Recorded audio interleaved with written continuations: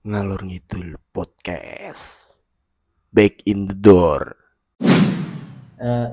Baik, assalamualaikum warahmatullahi wabarakatuh.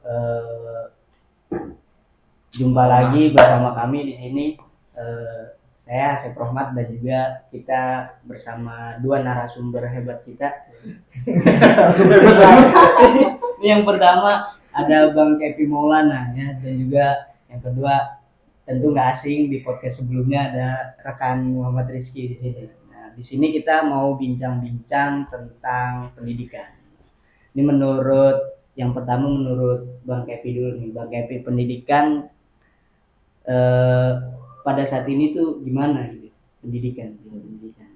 Berbicara pendidikan saat ini belum lama juga kan kita habis terkena pandemi. Itu berakibatkan pendidikan di kita itu menjadi acak-acakan. Jadi acak-acakan selalu berubah-ubah sistem, mulai dari daring terus segala macam. Artinya sistem saat ini tuh belum ada yang efektif. Jadi kebanyakan anak sekarang kan kalau belajar daring kan cuma formalitas. Jadi belajar itu nggak masuk ke otak, dan nah itu yang mengakibatkan pada saat ini pendidikan di kita itu turun ya, karena pandemi juga ya. Memang awalnya juga sebelum pandemi itu sistem kita itu belum relevan ya sama orang-orang di kita ini. Nah, dihantam pandemi malah jadi turun seperti halnya anak-anak kesulitan untuk belajar segala macam lah. Mungkin seperti itu. Rizky menambahin nih. Jadi sebenarnya gini, saya nambahin dari Bang Kevi. Kalau ngomong-ngomong pendidikan ya, jadi pendidikan itu kan kalau kata Al-Ghazali ya, bagaimana pendidikan ini harusnya membangun karakter diri, membangun moral, membangun akhlak. Itu tujuannya pendidikan. Yang membedakan kita dengan orang pendidikan atau enggaknya kan akhlak, karakter kita. Terus kalau seumpama kita merasa punya pendidikan tapi moral kita nggak ada, ya berarti sama aja tidak punya akhlak. Nah ini yang harus kita ya membangun bersama. Jadi jangan sampai kita merasa jadi kaum orang terdidik, tapi di sisi lain juga kita akhlaknya tidak ada, moralnya tidak ada. Jadi yang tujuan awalnya itu pendidikan adalah menekan atau membangun karakter building tadi, membangun karakter baik, membangun akhlak yang baik. Terus ketika ada orang berpendidikan tapi justru akhlaknya tidak bagus atau tidak baik, ini justru bertentangan dengan ya tujuan pendidikan tadi. Makanya jangan sampai pendidikan itu hanya menghafal saja, tapi yang ada yang lebih penting dari itu, yaitu bagaimana kita peka terhadap isu-isu sosial, peka terhadap lingkungan sekitar, peka terhadap kondisi masyarakat. Itu yang kita penting. Ya, jadi ya kita bisa ya tujuan kita tercapai kalau akhlak ini. Jadi ya jangan sampai yang tadi kita melupakan esensi akhlak tadi, melupakan moral tadi, contohnya seperti itu. Nah, terus tadi kan tentang daring ya, Bang Kepi ya, daring kuliah online dan lain sebagainya. Apakah itu bisa atau efektif untuk membentuk karakter siswa atau mahasiswa tersendiri untuk pendidikan ini, untuk akhlak ya, perihal akhlak? Kalau untuk metode daring ini, kira-kira ngena nggak sih pendidikan daring ini untuk ke akhlak siswa-siswa itu? Menurut Bang Kepi dulu, Bang Rizky dulu. Jadi gini, untuk masalah akhlak itu ya hanya bisa dicontohkan. Nggak bisa akhlak itu baca, tahu ngapalin kayak hafalan rumus, yang nggak ada. Akhlak itu mencontohkan.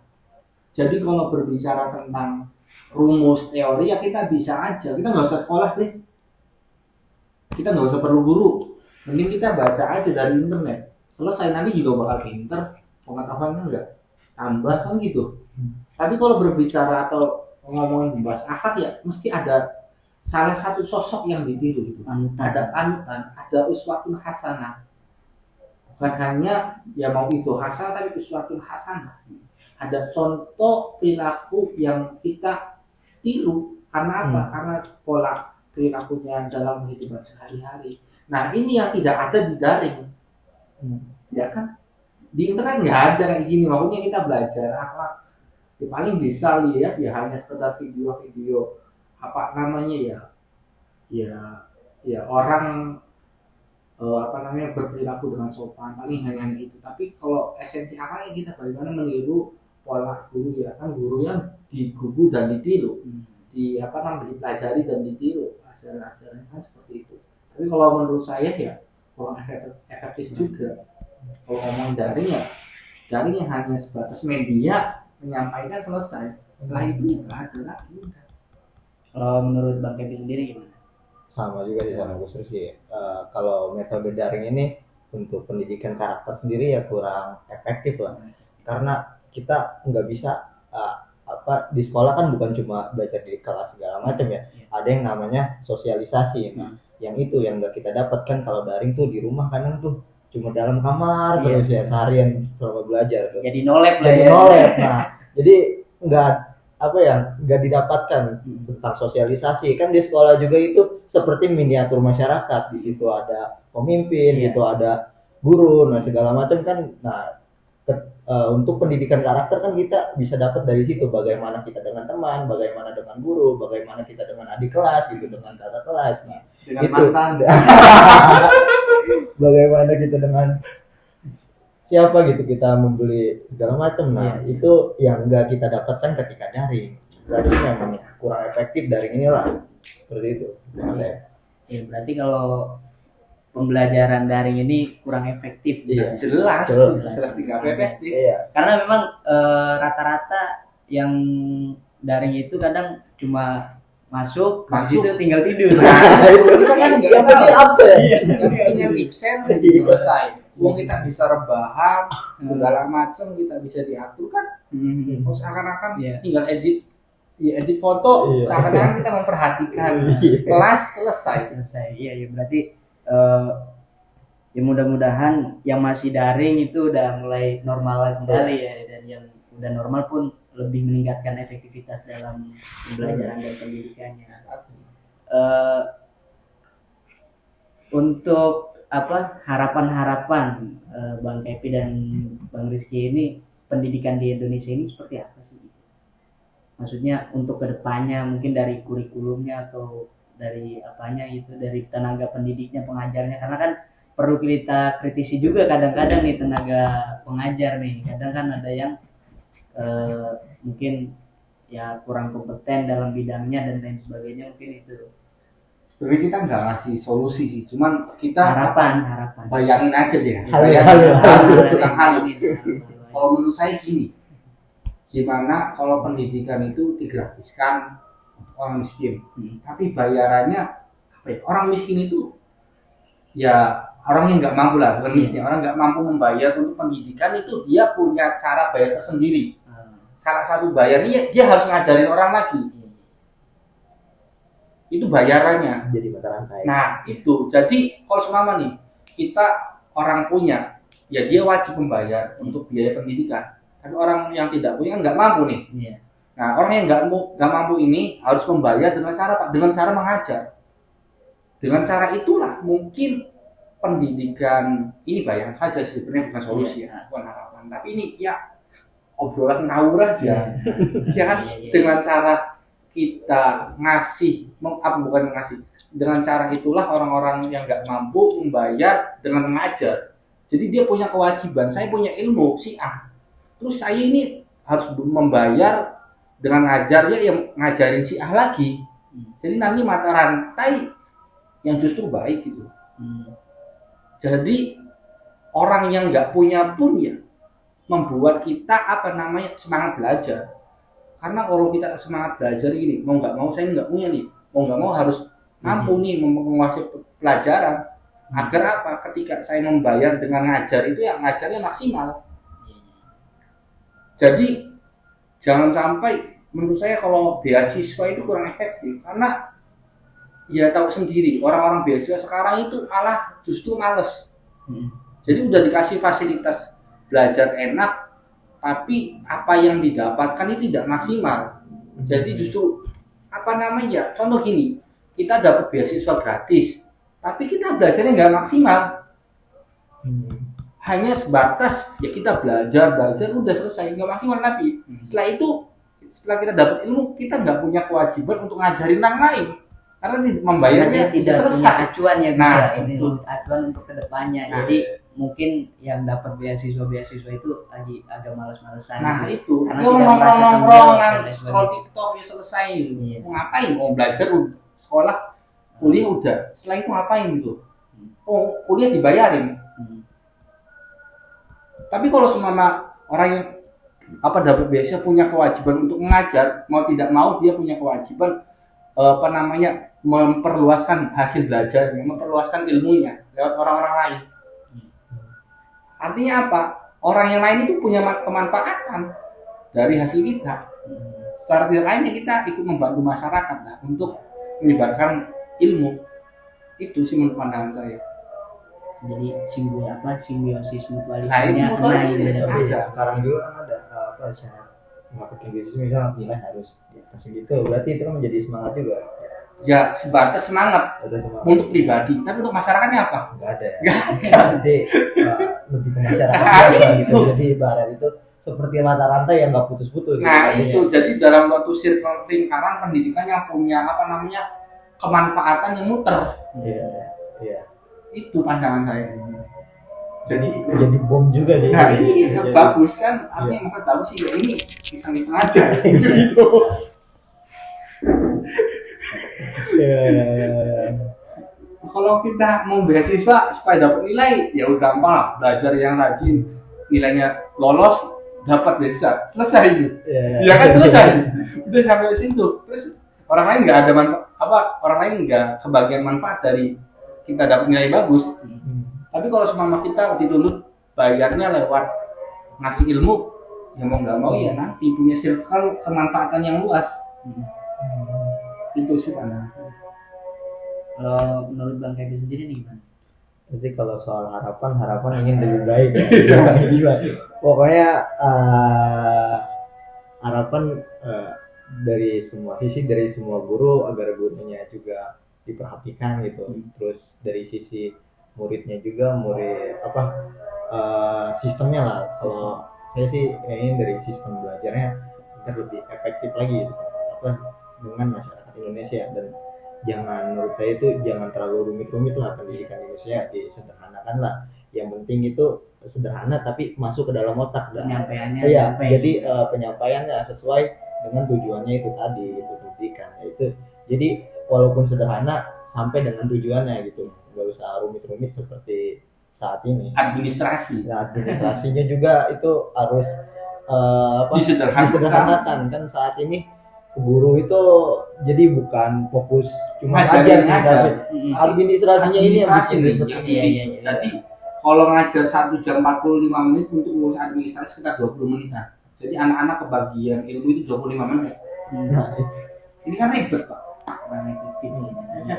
Administrasi bagus, tapi yuk masa kita fokus ke administrasi. Iya, Sayang. iya, jadi esensi pendidikannya itu nggak dapet jadi.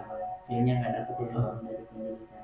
Mungkin teman-teman yang masih di bangku SMP, SMA atau bahkan kuliah, kalau misalkan ada sistem pendidikannya apa keluhan-keluhan boleh di komen aja ya.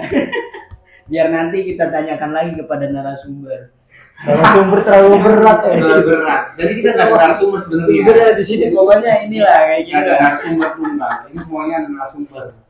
Kita ya ngobrol kayak gini ya emang karena ya ini iseng aja gitu. Iya, Mikir-mikir hal-hal yang nggak karu. Ya, ya ide-ide apa ya bisa luangkan. Ini koreknya mati lagi. Ya udah. Pokoknya di pendidikan ini yang masih bergelut di dunia pendidikan, sebenarnya pendidikan itu kalau kata hadis minal mahdi lalahdi ya. Pokoknya itu ya dari dua gada ibu sampai ke liang lahat itu sebenarnya pendidikan. Sebenarnya kita juga masih di dunia pendidikan, pokoknya pesannya itu apa tadi? Ya, jadi gini. Pendidikan itu ya bukan hanya label-label SD, SMP, SMA, universitas.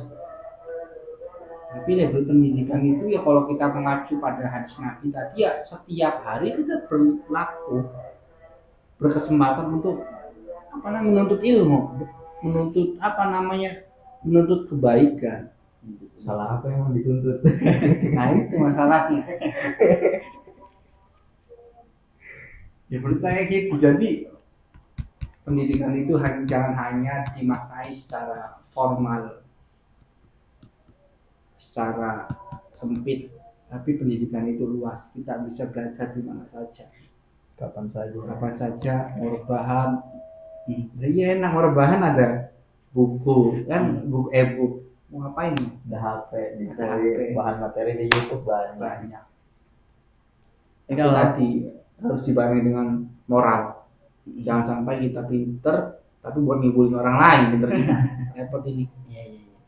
Nanti harus dibarengi dengan akhlak. Nah itu Kata guru-guru kita juga begitu ya. iyalah. Ilmu lebih akhlak lebih tinggi daripada ilmu itu. Kalau ilmu sini akhlak ini dong. Apa gimana? Ya menurut saya bersamaan. Sama. Tapi akhlak juga dapat dari ilmu. Nah itu bagaimana mungkin kita bisa tahu akhlak kalau kita nggak tahu ilmunya. Berarti Ya, harus bersama. sama-sama, jangan sampai ya itu kalau kaidah itu ya untuk orang-orang pintar. Kalau orang-orang Orang bodoh. kita bodoh ya harus ilmu dulu lah. Ya, kita kan tahu dapat akhlak itu dari ilmu, dari belajar gitu, cara pertama bagaimana itu dapat kan dari teori dulu, baru kita praktek. Nah, kalau orang pintar nggak apa-apa. Akhlak di atas ilmu kan itu untuk orang pintar. Tapi kalau urusan kita orang bodoh, Ilmu orang punya ya ilmu orang punya. Akhlak yang Punya. penting. Ya harus belajar dulu, ngaji dulu, nanti dibantu sama akhlak. Gitu. Jadi mungkin cukup itu aja ya untuk ngobrol kita tentang ya seputar pendidikan lah. Sebenarnya nyeleneh ya bahasan-bahasan nyeleneh ya. Ya kita lebih ke arah lagi Gabut. mikir ngawur. Jadi kadang-kadang kan ide itu muncul ya kapan saja gitu loh. Daripada nggak direkam kan ngobrolan kita ya sini kayak gini. Biar ada dokumentasi Iya, ya. dokumentasi. Kasih tahu anak gitu kita. Iya. Dulu bapak gitu. Kalau jadi mahasiswa gabutnya gitu. Pokoknya begitu dah. Intinya begitu. Yang belum subscribe di subscribe biar banyak subscribe-nya juga kita buat ngerekam nggak bosen gitu yang gitu. Nah, mungkin itu aja kurang lebihnya ya mohon maaf ya dari saya dan dari narasumber ini. Berat banget narasumber. Saya tegaskan kembali kita di sini bukan narasumber. Gak ada narasumber. Ya, pokoknya itulah. Cukup sekian. Wassalamualaikum warahmatullahi wabarakatuh.